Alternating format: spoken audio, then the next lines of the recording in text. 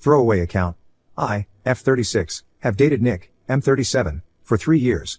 I wasn't perfect, but my perception is that we have had an overall positive relationship until a year ago when I caught him cheating. I'm financially independent and have been a careful planner in terms of my finances. I'll be completely debt-free on January 22.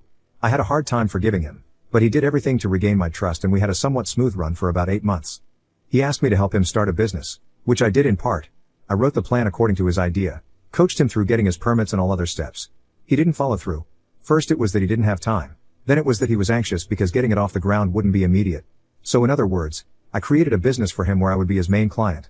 This sounded like a happy medium since he wanted me to appoint him as my partner, and that's unthinkable. For background, I went to college, and while being an average student, I did work hard later on when I found my first job to make up for not having an excellent academic record. I earned certificates and invested in my education however I could to improve my chances. It paid off. I've been self-employed since I was 28. When I met Nick, he told me he owned a small agency but was about to get a government job since the economy wasn't helping. I was perfectly okay with that. Things were going well until I found out that he was seeing his ex. This was a huge blow for me because I didn't know what I did for him to do this. I did everything in my power to be supportive and to be a reliable so. I did my best to look nice for him. And I was contributing to the household. I paid half of everything. And it was my place. We had a long crisis until I chose to forgive and let go. During this new honeymoon phase, he got a better job, treated me with love and was very attentive to my feelings. I began to see red flags early this past October. He suddenly wanted me to be hands off from his startup. Didn't want to go out and lost interest in sex. He became grouchy and rude. It was all about him and his needs. He'd lost his job last year due to COVID. We moved to a house I leased in January. I love the house but it created friction between us. I'm an animal lover. My landlord doesn't interfere with my pet-related activities as long as I can keep the place clean. I built a catio for my 10+ cats that I've rescued. It's an indoor space with controlled temperature and all their supplies are available to them 24/7. This was my dream. I wanted to help those kitties stay off the street since I've been feeding them for years. Also, they have all their shots. One of them had CKD but bounced back. Nick knew this from the start. The house is clean. No pet smells thanks to the automatic cat litter boxes. He resented the cats because he wanted his family to move in. The answer was no. We never discussed this. He went as far as to ask me to get rid of the cats and suggested I put them up for adoption. The cats were not his expense. He hasn't worked a steady job in months while I've helped him fund his business meetings because I didn't want to kill his dream. He does contribute but significantly less. I cannot live with his family. They are choosing beggars and moochers. The pattern is that his siblings and himself break off their relationships as soon as babies are born. I realized this too late. Nick says his ex went crazy after she gave birth. His brother tricked his ex into moving with her parents while he found a home for them and the baby. He never found a house, but knocked her up a second time so her parents banned him from stepping into their home. The youngest brother hightailed his wife when she had her second baby. All his siblings and his mom lived together. His reason for wanting them to move in was that we had 3 spare bedrooms plus a very large family room and that it would be great if they saved on rent. So, I guess there was no intention to contribute. Long story short, I got really sick by the end of October. I never got so much as a kind gesture from him. I cried due to body aches and he just stayed away. His excuse is that I could be contagious. It wasn't COVID. He never asked me if he could get me anything to eat and hardly ever came to check on me. I spent a lonely Thanksgiving while still recovering because he left to be with his family. My loved ones aren't near because I left everything for him. At some point, we talked about marriage. I recently found out he is back with his side chick. I was gonna hire a PI. But it's not worth it. I already know what I need to know. I got a hold of his phone and found about 3 weeks worth of texts. They are definitely having sex. I've held this inside of me because at first I was in too much pain to confront him. I don't wish it on anybody. We are hardly on speaking terms and he hasn't even bothered to ask me what's wrong. I didn't find anything on his girlfriend's social media, Laura. I did find more than I needed to know from her mother's profile. He has been active in their lives since at least last summer and has been lying to me. This hits close to home. While he's been lying to me about going to job interviews without any luck, I've been partially financing his lifestyle. He has a so-called business trip to the BVI. I no longer think there is business involved. Or, he may be combining business with something else. I don't know if this is a fake business conference or what and I don't want to know. I did see Laura's mother's social media and she vaguely mentions a trip abroad.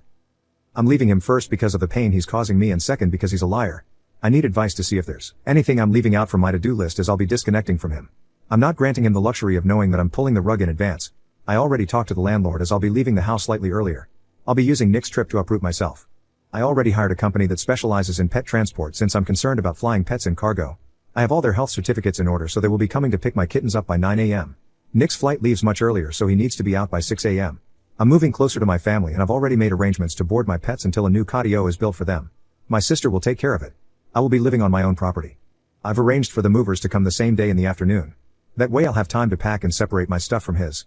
I'll have all his personal items shipped to his mother's house because I don't want any personal interaction. All business efforts have been cancelled.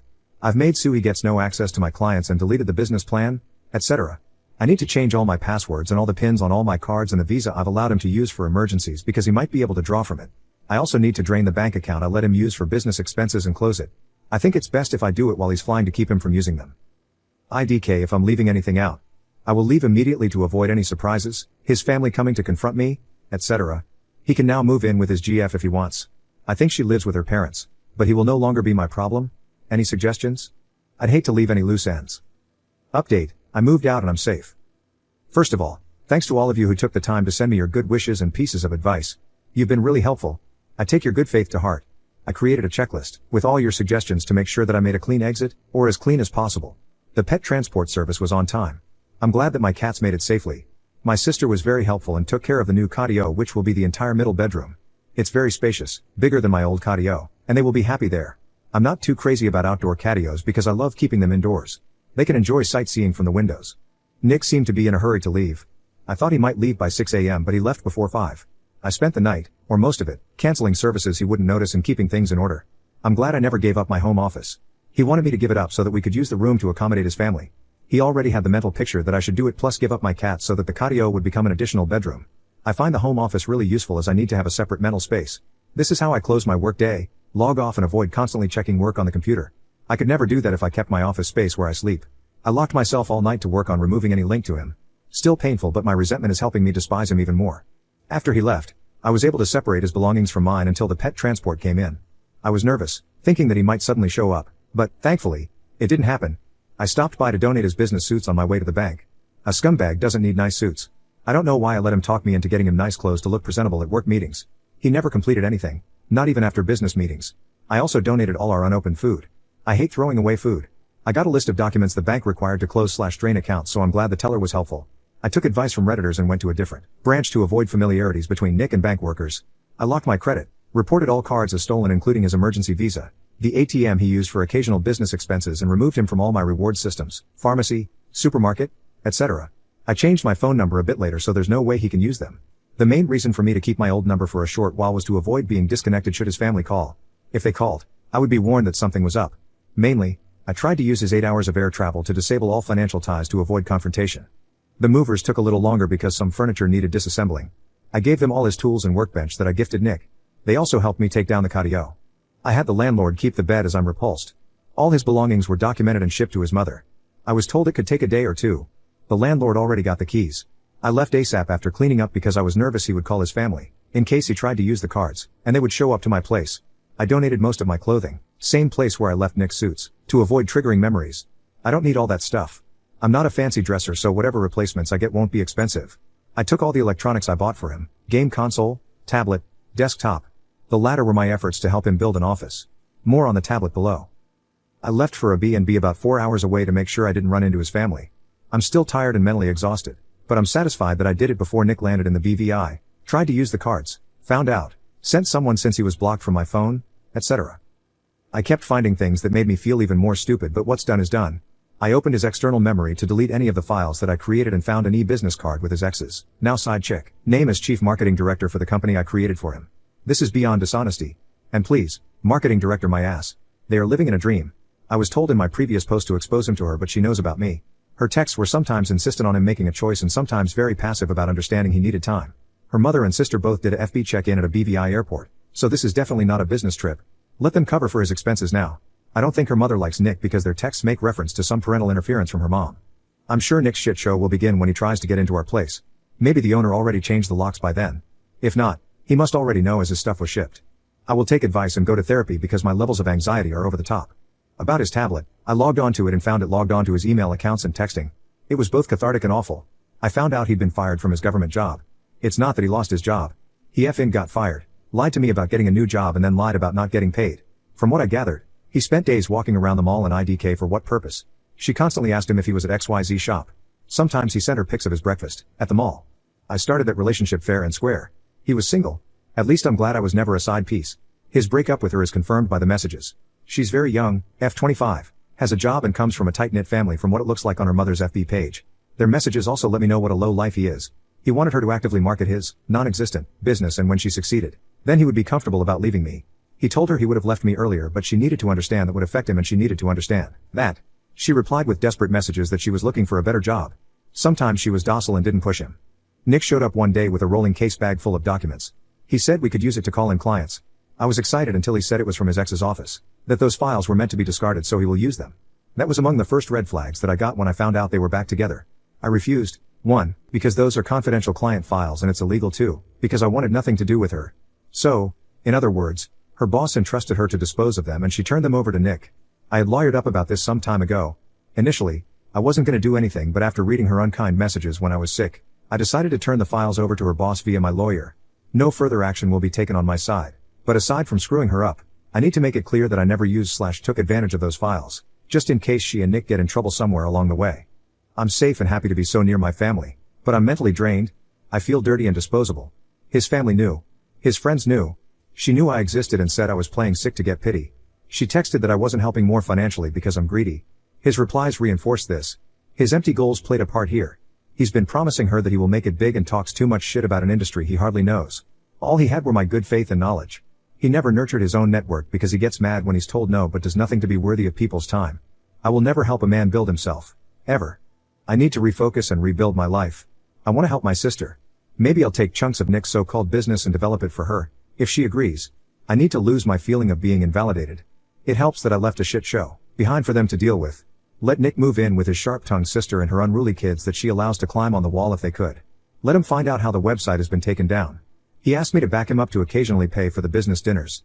I wonder if he tried to be a hero and tried to slide the card for his side chick's family's meals. I will never know. I hope he enjoys living with his little brother and his baby mama drama from an ex who is now successful and wastes no time dragging him down. I'd love to see the situation when his other brother gets yelled at and taken to court by his ex. This is basically a yearly event. Or when his sister goes crazy and starts yelling because her ex walked out on her and somehow, this is everyone else's fault. Thanks again for your kindness. To those who PM'd me about help opening a business, I'd like to say 1. Thank you. 2. You can start a business with little money as long as you have a valuable service to offer. Do market research. Don't go crazy trying to get everywhere. Avoid saturated markets. 3. Invest in compliance. There's no way around it. Taxes, formation, registrations and certificates are mandatory if you want to be taken seriously. 4. Based on my bitter situation, don't trust anybody. No one. Don't share your good fortune with losers. Help your loved one and ride or die. Friends. Don't mix love and money. Just don't. Give a hand up. Don't give handouts. 5. Do things in bits. Macro plans are doable if taken apart. Just my 2 cents. Edit to add newest update January 5, 2022. Thanks for your kind replies and messages. My update is kind of fragmented as it's not first-hand knowledge. I spent New Year's Eve with my family. It was both weird and a relief. It was so nice I almost felt out of place since Nick's family is kind of difficult in terms of keeping their relationships together. Their holiday gatherings tend to bring a lot of tension. So my New Year's Eve was simple. I went to visit family and got to enjoy the gathering with old friends we've known for years. We took all the precautions, COVID, vaccine shots, etc. I like the feeling of just being a regular person and not having to be guarded against getting on Mills or Sill's bad side or feeling that my so isn't making an effort to compensate for me being away from my family. My sister agreed to allow me to help her set up a new business. I'll be coaching her. She won't have to go crazy looking for clients as I'll outsource some tasks to her. I'll be helping her get new clients once she fully learns and masters her new trade. Also, this will surely allow her to practice while gaining credibility. She's a hard worker and she already enrolled in courses so that she can gain some expertise. My sister is a patient learner who writes everything down. I love it because it encourages me to keep it up. I had a chance to get to know my teenage nieces and nephews a little better. They grew fast while I was away, and to actively participate in helping the family pet stay in a room where they would be safe during the fireworks madness. I rolled the storm stoppers at home before I left so hopefully it helped with sound insulation. I left my family's home early the next morning and spent the whole day in my pajamas watching comedy shows. Honestly, loungewear is the best way to ease my malady. I need the lighthearted stuff right now. I got lots of sushi and pizza I treated myself to. I'm still recovering from my illness. And I think the long trip took a toll because I'm fatigued. It could also be mental exhaustion. Well, my only option now is to get better. So, about Nick. The shit hit the fan at least twice. I got an update from my landlord. My lawyer suggested I give my old landlord my new number to keep communication open should he need anything or need any post-move adjustments. I left owing him no money. The cardio and everything else were taken down, but it's best to keep communication open to avoid misunderstandings. Everything was clear between me and Andy, landlord. He just called to verify that I didn't give Nick any instructions towards asking him for anything. First, he showed up asking for assistance unlocking the door because his key was broken, lying. The landlord refused, but when he came back, this time with his mother and sister, the landlord called me as Nick claimed that I said I'd left some of his stuff with Andy. This makes no sense. I confirmed this is a lie. Nick wanted Andy to open the door for him, but Andy declined. Andy mentioned things that he just can't make up. He said Nick told him that he's a businessman, and a respectable person, and that he's a victim because I'm trying to take him down because I know he can succeed. This sounds so familiar. Back when we were together, he used to blame unknown enemies for his setbacks. When I say unknown, just think about the man. That shit started when I called him out for not putting enough effort on his goals. Oh, and he said this is happening because he broke up with me and I couldn't handle it. Also, he tried to talk Andy into letting him stay for the remainder of the lease, to extinguish the time frame until next rent, but obviously, the answer was no. Also, even if he got in, all utilities have been cancelled. His sister suggested Nick bring a bed or something to use up the remaining weeks of the lease, but this is a no-go since the lease was only on my name. This originated an exchange between her and the landlord.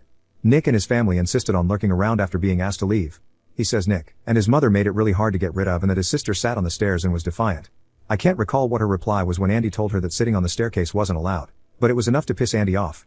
Nick was hell-bent on convincing him that he needed to let him in to retrieve his business files and info. Nothing else happened at this point after they were told the police would be called on them. So Nick and his family went outside and remained in the parking lot.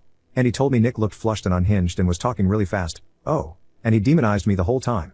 Andy and I had excellent landlord/tenant rapport, so I was kind of embarrassed when he told me Nick tried to put himself at Andy's professional level and kind of tried to remove boundaries. I know this is on Nick, but it reflects on me also because I was with him.